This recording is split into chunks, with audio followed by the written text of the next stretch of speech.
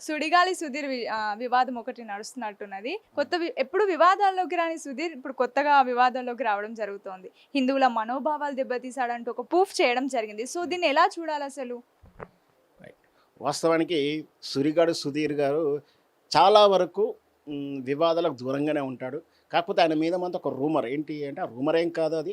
తన స్కిట్ పరంగా ఆ స్కిట్‌లో ఎంటర్‌టైన్‌మెంట్ కోసం ఆ యాంకర్ రష్మికి తన మధ్యలో ఏదో లవ్ ట్రాక్ నడుస్తున్నట్టుగాను, ఒక అందమైనంగా అంటే అసభ్యానికి దూరంగా చాలా మృదువుగా, ప్రేమపూర్వకంగా చూపిస్తున్న ట్రాక్ ఒకటి గత 9, 10 సంవత్సరాల నుంచి నడుస్తూనే ఉంది. అది అందరూ కూడా ఎంజాయ్ చేస్తున్నారు. ఎప్పుడు కూడా శృతి మించలేదు. ఎప్పుడు కూడా ఆ 'జబర్దస్త్' షోలో బూతు అర్థాలు, బూతు పదాలు చాలా సార్లు విన్నామని మనం విన్నాం. కానీ అట్లాంటివి కూడా లేకుండా సుధీర్ స్కిట్ మాత్రం చాలా సిస్టమేటిక్‌గా జరుగుతూ, ఈ వివాదాలు లేకుండా సినిమాల విషయంలో గానీ, ఎక్కడ కానీ చాలా కాంట్రోవర్షియల్స్ ఏవి దూరంగా ఉంటూ, దూరంగా ఉంటూ సిస్టమేటిక్‌గా ఉన్న సుధీర్ సడన్‌గా ఈరోజు ఆయన చేసిన ఒక స్పూప్ అంటే ఏంటంటే, స్పూప్ అంటే వ్యంగ్యంగా చేసేటువంటి ఒక కథాంశం లేదా ఒక స్కిట్ అని చెప్పొచ్చు.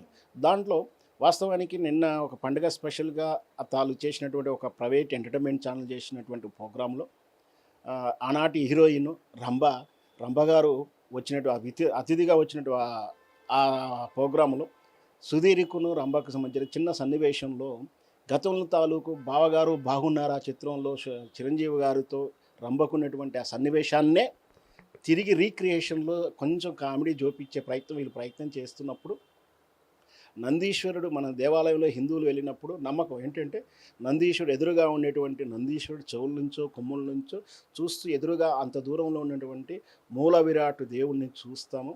అలా చూడడం వల్ల అంటే ఏకాగ్రతతో చూస్తున్నప్పుడు, స్ట్రెయిట్‌గా చూస్తున్నప్పుడు అక్కడ ఉన్నటువంటి ఆ మూల విరాట్ యొక్క తేజస్సు కానీ, ఆ చుట్టూ దేవతల చుట్టూ ఉన్నటువంటి ఆరా మొత్తం కూడా మనకు కనిపిస్తుంది. ఒక ఏకాగ్రత ఏర్పడుతుంది. అదంతా మనకు పాజిటివ్ ఎనర్జీని ఇస్తుందనే నమ్మకంతోటి చాలామంది హిందువులు దేవాలయానికి ఆ విధంగా చూస్తుంటారు. అంత పవిత్రంగా, సెంటిమెంట్‌గా చూసే విషయాన్ని ఇక్కడ ఆ చెవుల నుంచి, నంది చెవుల నుంచి రంభను చూస్తూ ఒక రంభనే దేవతగా భావిస్తున్నట్టుగా వాళ్ళు వ్యాఖ్యానం చేయడం జరిగింది.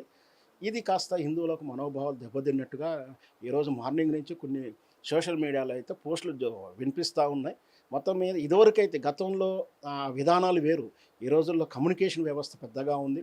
నువ్వు ఎక్కడ మాట్లాడినా, మారుమూల ప్రాంతంలో మాట్లాడినా, ఇంకో మారుమూల ప్రాంతానికి క్షణాల్లో వెళ్తున్నప్పుడు, ఈరోజు ప్రతి ఒక్కరికి కూడా తమ భావాలను వ్యక్తీకరణ చేసేటువంటి అవకాశాలు, ప్లాట్‌ఫామ్స్ వచ్చినప్పుడు, సోషల్ ప్లాట్‌ఫామ్ ఉన్నప్పుడు, మనం మాట్లాడే భాష, మనం ఉపయోగించే పదాలు చాలా జాగ్రత్తగా వ్యవహరించాలి. లేకపోతే ఇట్లాంటి పరిణామాలు ఎదురు చూడాల్సొస్తుంది.